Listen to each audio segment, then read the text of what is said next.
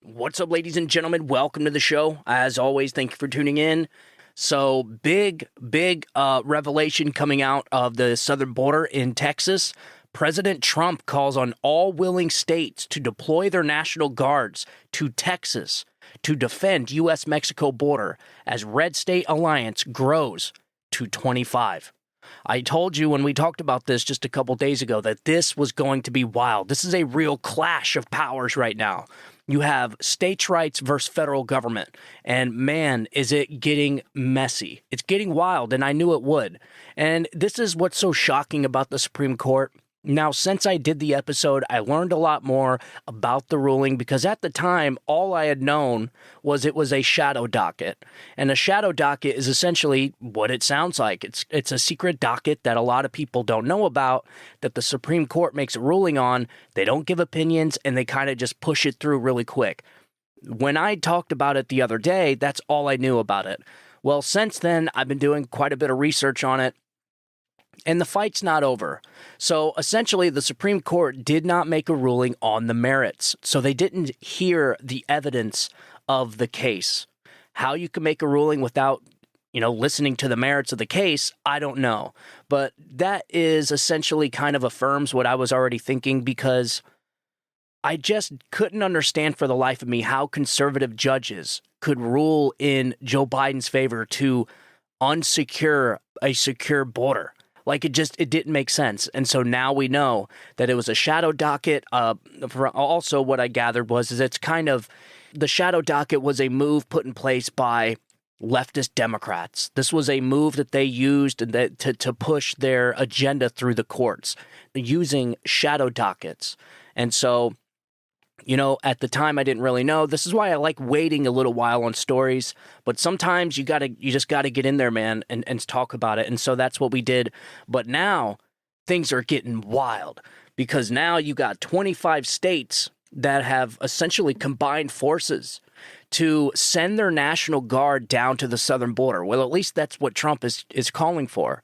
And, this is a very good time for the Republican Party to unite. This could be a very uniting issue with the Republican Party because we all know that the Republican Party is divided right now between the old school Rhino Republicans and the new school America First conservative Republicans.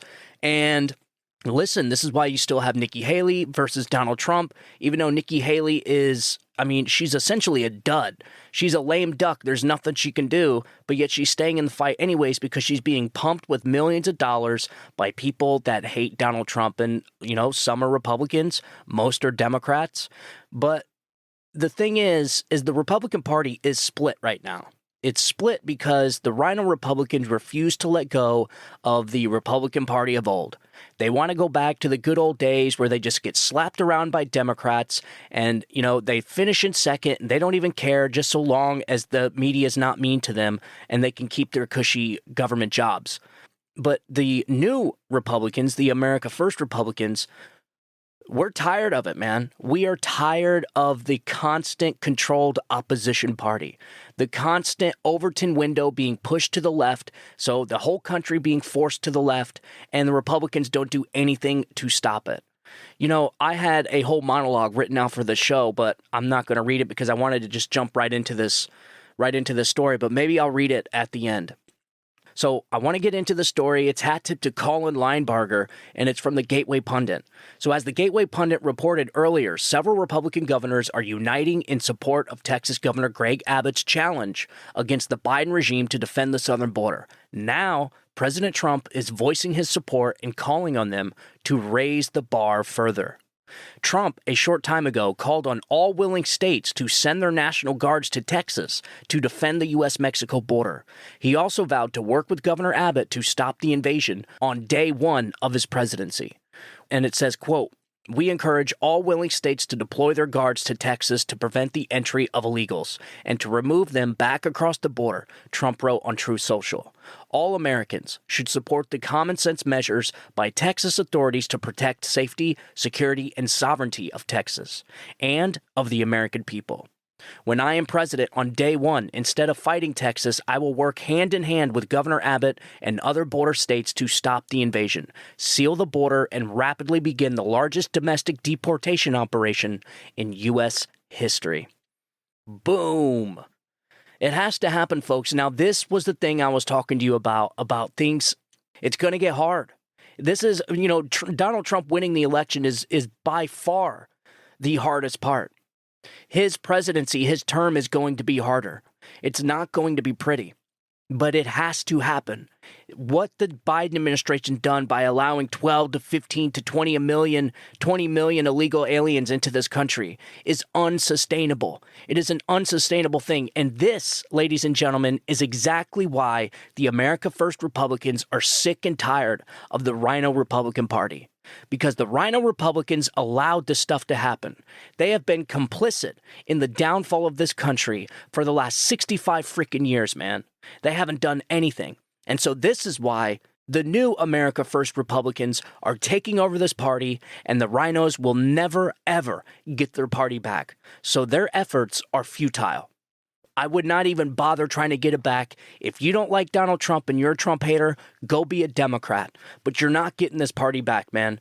You guys have been complicit, you're lazy, and you have no business being in public service. And I hope you get this message.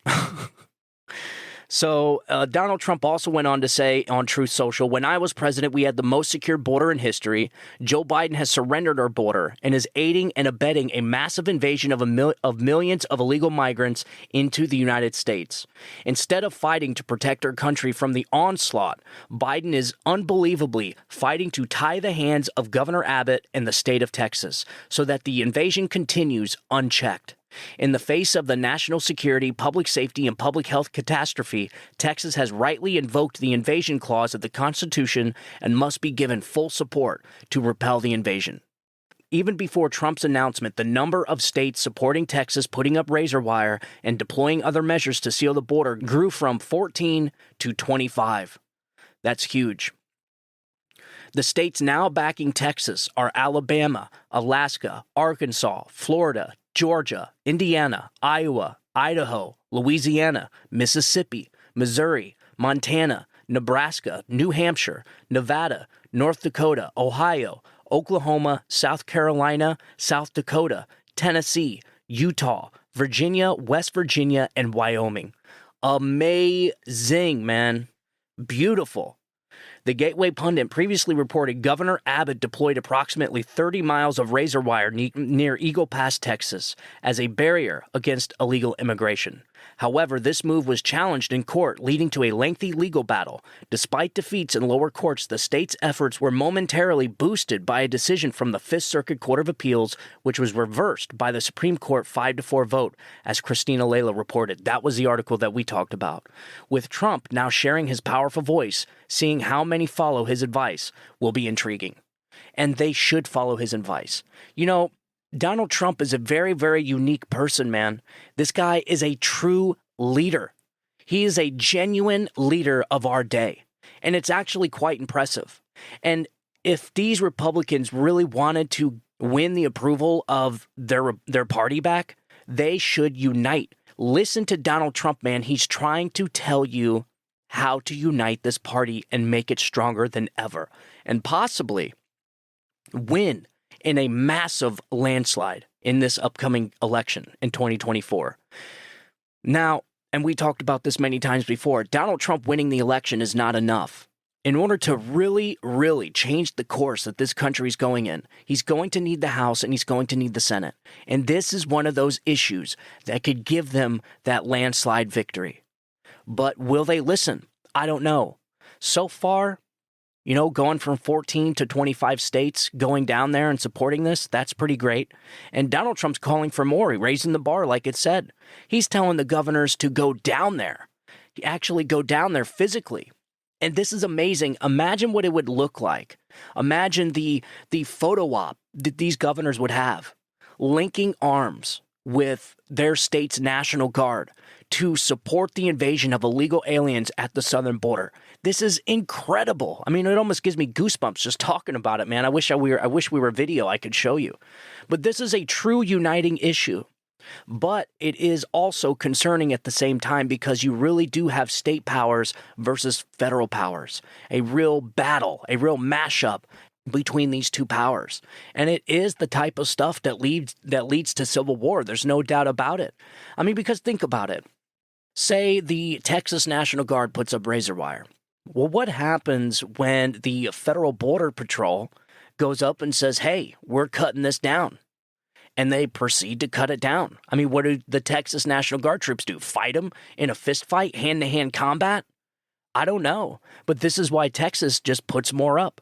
Now, I think I heard somewhere, I want to say my man Bongino, or it may even been my wife Carla, who said that all Texas has to do is just put more up. There was no ruling from the Supreme Court that said Texas can't install barriers. The only ruling that they made was that the Federal Border Patrol can cut down their barriers. So I don't see any problem with the state of Texas, Greg Abbott, and the National Guard putting up more razor wire every time they cut razor wire. So, but this is the issue. This is the problem Democrats and the Biden administration more particularly created. And you don't see any Democrats standing up against the invasion of our country. So this is clearly an issue that Democrats want. They want open borders, folks. And if you didn't believe it, you surely have to now. Democrats support open borders. They support free migration. And the most catastrophic thing is, and what makes it unsustainable, is that Democrats also support a welfare state. And just like the great Milton Friedman said, you cannot have both. You can either have free migration like we did before 1914, or you can have a welfare state, but you can't have both. And I think on the last show, I used the analogy of the pool analogy, where you have a hose of water going into the pool and you have a hole in the pool. And just so long as the same amount of water going into the pool is coming out of the pool, then you will have a sustainable system. Well, right now we have so many holes in the pool and still only the same amount of water going in. And so what happens? You're eventually going to run out of water. All the water is going to leak out. That is the best thing that I can think of as to why the illegal immigration is a drain on the welfare system. You have a system where people put into that system, people are promised a certain level of income, no matter what. They're called entitlements. And every single American citizen is entitled to this Social Security. That's what they call it. You know, when you turn a certain age, I think it's like 85 now. I don't know how old. I think it's like 70 now. By the time I can collect it, it's probably not even going to be there. I mean, this is the problem, though. It's in danger. The entitlement system is in danger because of too much money going out. There's too much money going out of Medicaid and Medicare. Too much money going out on EBT, food stamps. All these programs that were set in place are very, very fragile. It's a very fragile system. And when you have an influx of people that aren't supposed to be here while simultaneously collecting these entitlements that they're not entitled to, you're going to run out of money. And this is a big problem for our economy. And I think the American people know this and they understand. They understand that resources are finite and that illegal immigrants that do receive welfare that they're not entitled to, all it does is take from them, from their future, from their kids' future, from their country. And so this is what upsets people. I haven't met one person who is actually pissed off about the situation at the southern border because it's illegal immigrants coming into the country. Like the American people don't hate illegal immigrants coming into this country. Like they realize, you know, in fact, it's the quite opposite. The people I know, the Americans I know, when they come up to an immigrant that migrated here through the legal process, they're actually excited. They're proud of that person. They're happy for that person. I know I certainly am, and I know a few people that did it that way. They actually came here the legal way, and I sit and talk to them about the challenges that they went through to get here. And listen, folks, it's not easy. It's not an easy system to get through.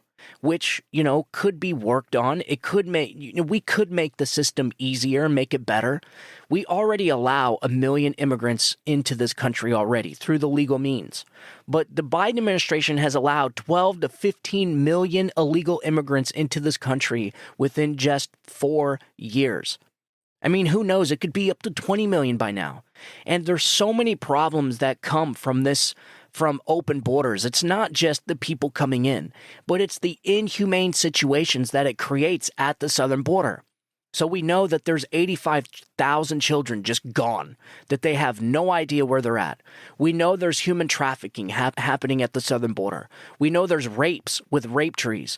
We know it's essentially modern day slavery with human trafficking. So these cartel members are bringing in slaves, and they're selling them to like slave camps, to situations that are just inhumane and barbaric, whether it's through brothels, who knows? But the thing is that Democrats set out to create this humane border where nobody's locked in cages and no families are separated, when they actually just created the largest humanitarian disaster probably in U.S. history. This is an untenable situation down there at the southern border, and people are starting to realize it. You have these sanctuary cities that pretended to be sanctuary cities until they actually became a sanctuary city. They are bursting at the seams of illegal immigrants, sleeping in tents, sleeping bags, tent cities. The streets are aligned with bodies, people sleeping on the streets in airports, bus stations, train stations. They are begging for more money. Their resources are tapped out. The taxpayers of places like Chicago and California and New York, the citizens, the residents there are livid. They are outraged that this is happening to their city and that their tax dollars are going to have to go into fixing this mess. The number one thing that people are concerned about in these sanctuary cities are tax increases.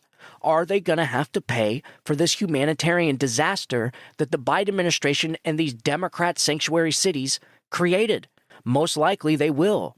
And this is the problem. There's so many problems that come from this. It's not just enough, we're just being humane and just letting everybody in because we were migrants once.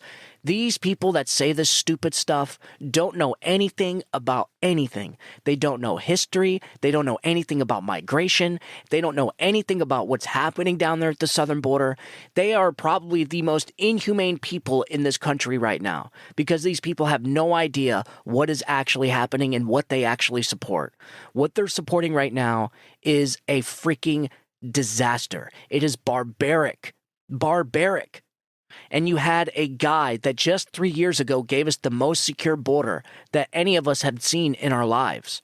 This is what's insane to me. On the very first week of the Biden administration, he completely reversed all of Trump's policies. Most of those policies having to do with the southern border.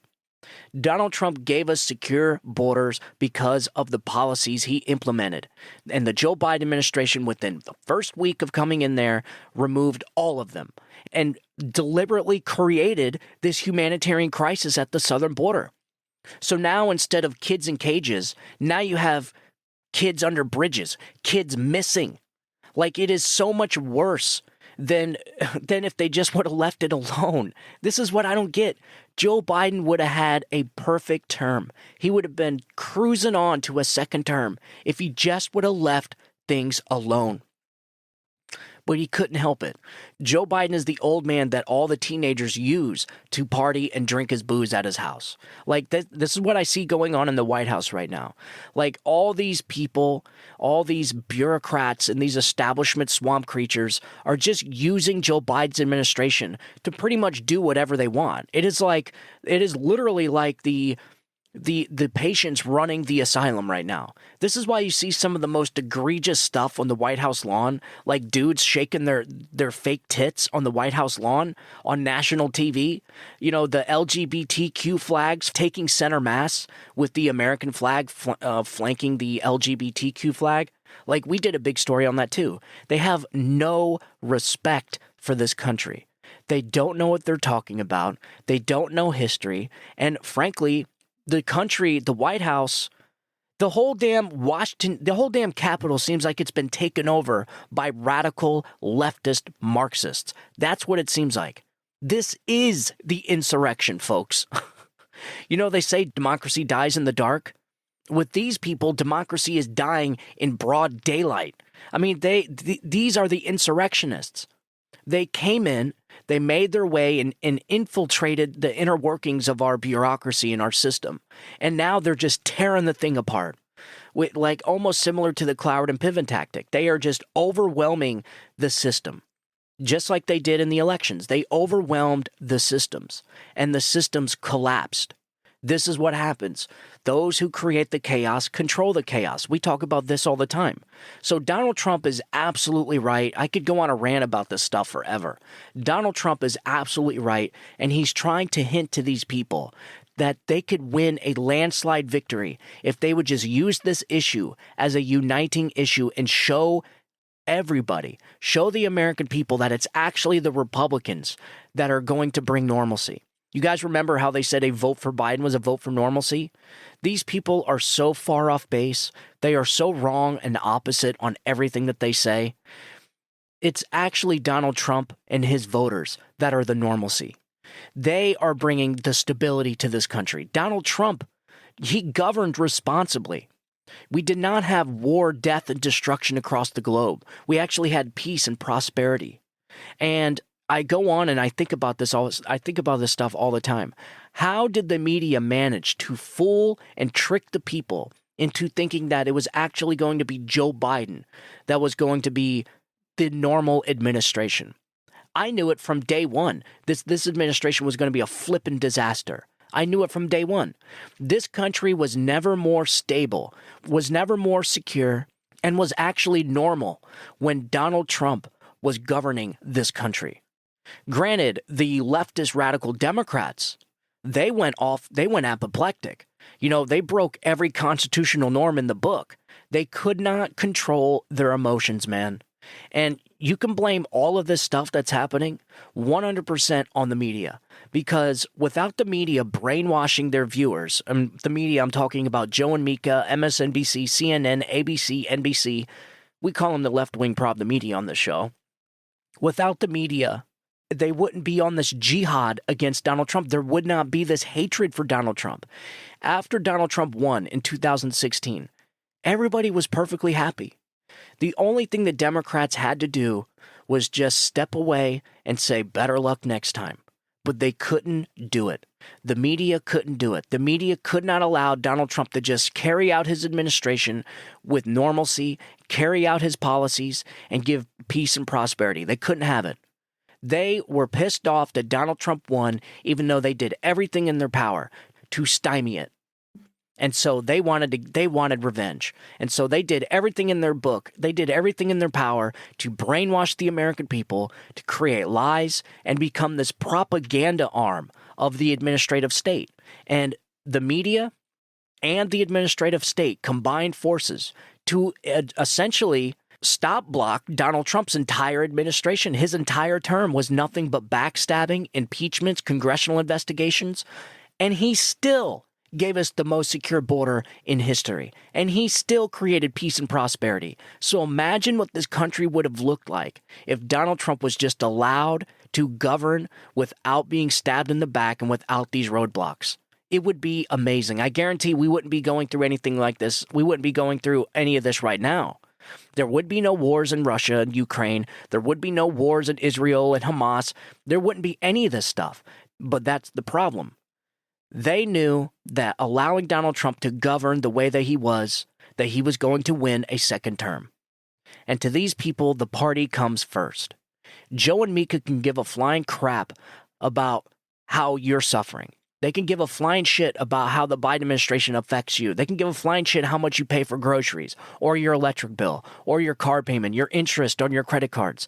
They could give a flying shit. In fact, all these people in the media telling you that Donald Trump is a dictator, Donald Trump's he's the next coming Hitler, all these people telling you this, they're all multimillionaires. They're all tied in to the system. So why the hell would they care about a Trump administration? Why would they care about a Biden administration? None of this affects them. It only affects me and you, the regular American working class people in this country. And so, therefore, we should have a say in who governs our country. And that's exactly what we're going to do come 2024, come hell or high water. And listen, like I said, things are going to get wild. This is one of those things. It's getting wild down there in Texas. You're starting to see Republican states, red states uniting with one another against the government. Like, this is getting crazy, folks. Insane. And so, speaking of the working class American people, I have some audio here that I want to share. This is the UAW president, the United Auto Workers Union. And this is what he has to say about his union members when it comes to Joe Biden and Donald Trump. Here, check this out. You know, there's always a dichotomy. I mean, the union membership in the past was very strong for Ronald Reagan in both elections. George Bush Sr. benefited from the union vote. Many of your own members now, Sean, are very big Trump supporters. I don't know the breakdown. You know that part better than I. But that a good many of them are at Trump rallies and are MAGA enthusiasts. How do you feel about that? Look, it's what makes this country, you know, a beacon for other countries. You know, it's democracy in action. Look, let me be clear about this. A great majority of our members will not vote for President Biden. Yes, some will. But that's the reality of this. The majority of our members are going to vote their paychecks. They're going to vote for an economy that works for them, and they're going to vote for a president. When you look at these two presidents, the choice is very clear about which one stands up with the working class and stands up for labor, and which one stands for the billionaire class, and that's his base. Boom, ladies and gentlemen. Democrats have become everything that they claimed to hate. Joe Biden and the Democrat Party is now the party for the rich ruling class elites, the billionaires. Nobody sits and looks at the situation when it comes to Joe Biden's administration or the Democratic Party in general and says, yeah, the Democrat Party is for the party of the working class. They used to be. When I was a Democrat, they were. When my whole family were Democrats, they were. Not now. Donald Trump has emotionally and psychologically broken the Democratic Party. And he has broken the rhinos in the Republican Party. The American people are getting their country back in 2024, come hell or high water.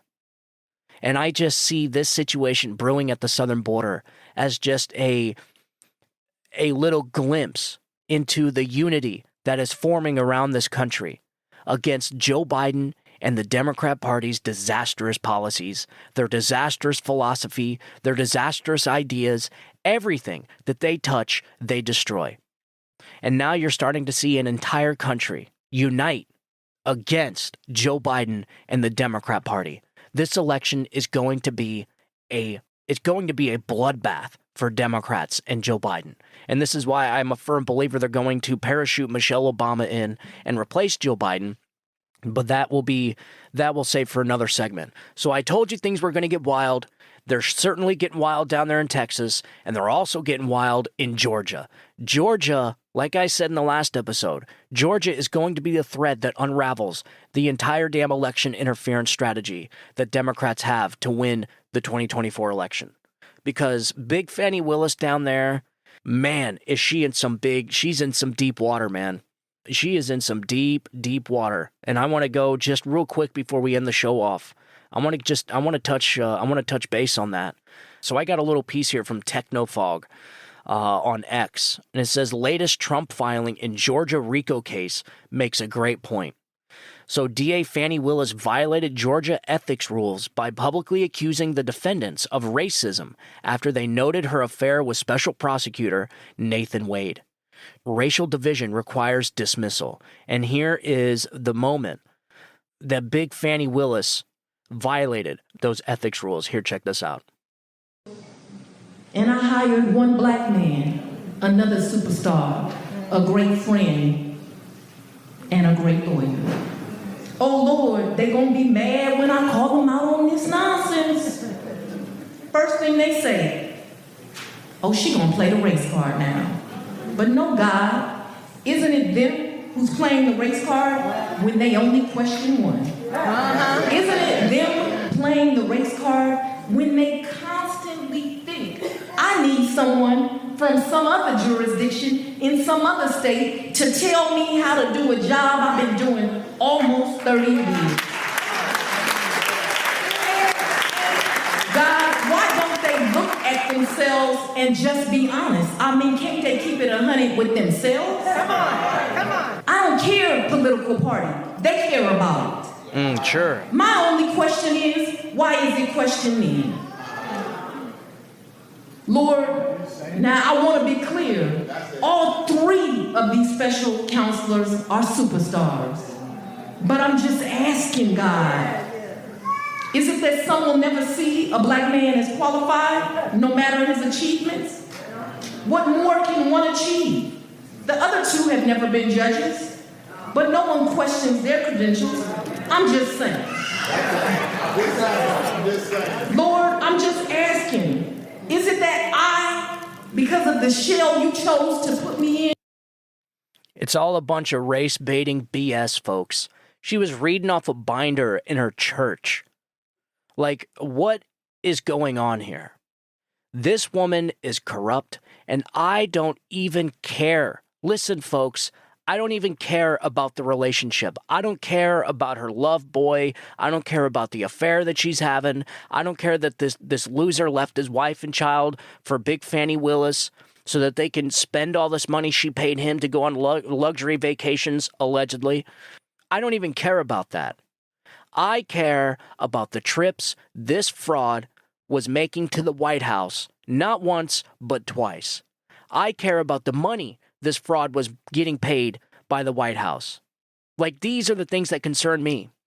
These trips to the White House before indicting Donald Trump.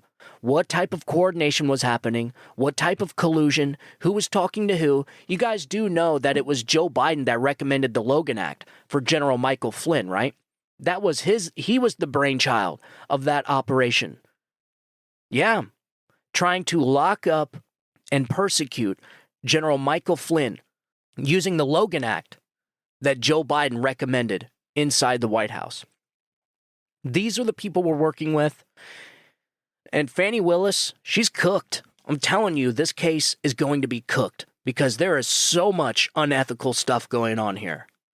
So Rule 3.8 requires Willis to refrain from allegations that have a substantial likelihood of heightening public condemnation of the accused. I don't know about you, but those comments that she made in her church, I think that has a pretty substantial likelihood of heightening public condemnation of Donald Trump and the other accused defendants, don't you? Because it seemed to me that she was actually targeting the accused.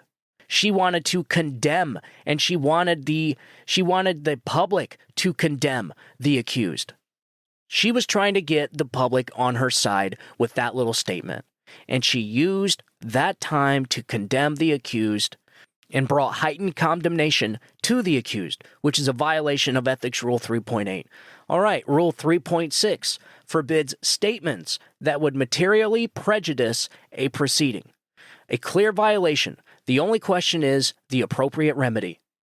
There's also a constitutional argument that parties need to make that Willis violated their right to a fair trial. As the Supreme Court has noted, few, if any, interests under the Constitution are more fundamental than the right to a fair trial by impartial jurors, and an outcome affected by extrajudicial statements would violate that fundamental right.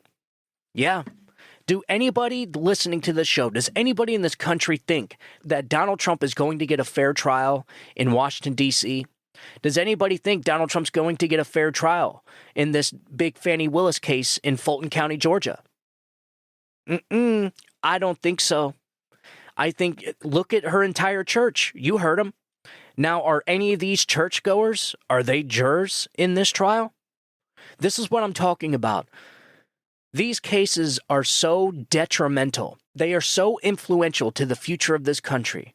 And these Democrats, these radical, left-wing, Trump-deranged attorney generals, prosecutors, and judges can't even control their emotions enough to follow the basic fundamental rules of our Constitution. the right to a fair trial. They can't control their emotions enough to just give fairness and impartiality to Donald Trump as they're trying to throw him in prison for the rest of his life for 700 years, try and bankrupt him, take his family's fortune away. This is what these people are doing to Donald Trump. For what? 10 months up into an election. Now I ask you, does anybody actually think that anyone's going to accept the outcome of the 2024 election at this point? No. Who is going to accept the 2024 election when everybody can see the obvious lawfare that is being waged against Donald Trump 10 months before the people's elections? These people are frauds. They're disgusting. They're unethical. They're immoral. And every single one of these people should be charged and indicted on conspiracy to violate people's rights. And I want to know what this guy, Nathan Wade, talked to the White House counsel about weeks and months into indicting Donald Trump. Because I don't know about you, but then would have been the perfect opportunity to be like, you know what? No, he's running for president, so let's just back off. We'll bring these cases after the election because we do not want to risk the mere appearance of impartiality or impropriety. That's exactly what should have been said weeks and months heading after Donald Trump announced he was running for president. All these cases should have stopped. None of them, as far as I can see, have any type of statute of limitations. None of them have statute of limitations. So there's no reason why these cases had to be brought months before an election. This is clear and obvious weaponization of the justice system as a strategy to interfere in the 2024 election. That's what this is. There's lawfare being weaponized against Donald Trump, Joe Biden's chief political rival, in order to get Joe Biden across the finish line and lock up his opponents for the rest of their life. This is disgusting. And you know what?